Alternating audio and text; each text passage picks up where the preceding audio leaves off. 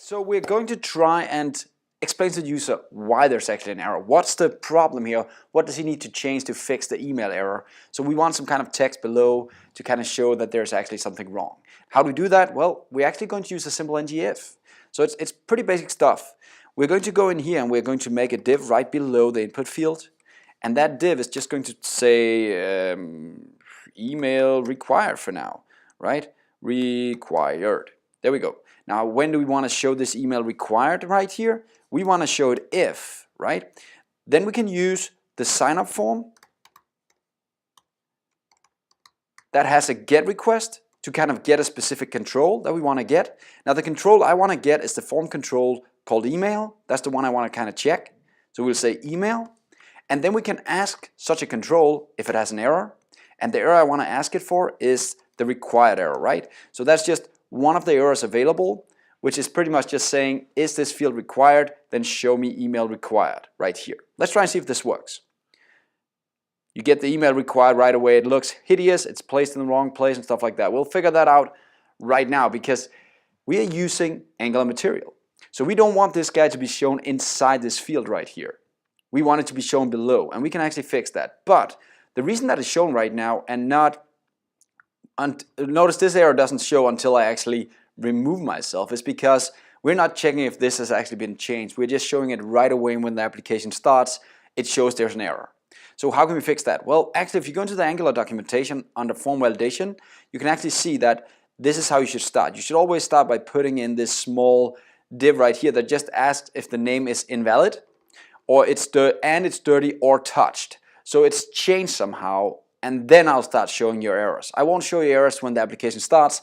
I won't show errors until you start doing something, right? So you can put this into your code, or you can use Angular Materials pre-built setup that we have right here. And we're going to do that instead.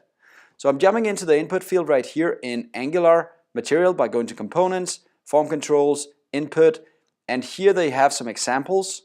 And I'm going to pick the example with the error matcher. And here they kind of explain how to add an error. So I'm going to copy this mad error right here. Instead of using, like we're doing right now, a plain div, we're going to use a mad error. Let's try and do it. Put that in here instead of the div, mad error. Now notice, as I said, this actually goes in for me now, and using the ngIf, up front it figures out if the application is actually dirty or it's invalid or it's touched. Then it'll do something specific for me. So just by saving this right now, I'll actually get an email required shown up in a proper way. Right now it's not there. So when I jump away here, you'll get the email required right below. Pretty awesome stuff. Zoop. There we go. So that's all I had to do. Now we kind of check the email required part and we explain that to the user, right? Sweet. Let's try and go back here. What if I have multiple things? And they actually do right here. We can also test if this is a valid email address. So let's just try and do that as well before we actually leave this lesson. We'll jump in here, we'll add another error, and we'll call that ngIf sign up email again has something with email. That's the error it shows. Then email is invalid. You can put any text in here, of course. So I'm just going to put this text in here now. Try and see what happens. Going in here again, email is required and email is invalid. It's showing both. I don't want that. What did I do wrong? It seems that I need to make two tests in here. I need to say it has the error email and it does not have the email required. That makes sense because I only want to show one error, so I don't want to show them both, right? You can also show both. That's again, it's a choice, it's a UI choice. So what I need to do is kind of say, I want to check both. So I want to show this if this is actually an email error and at the same time, it's not required right now. So just try and read this. It's not that complex, but I'm actually making a test of both.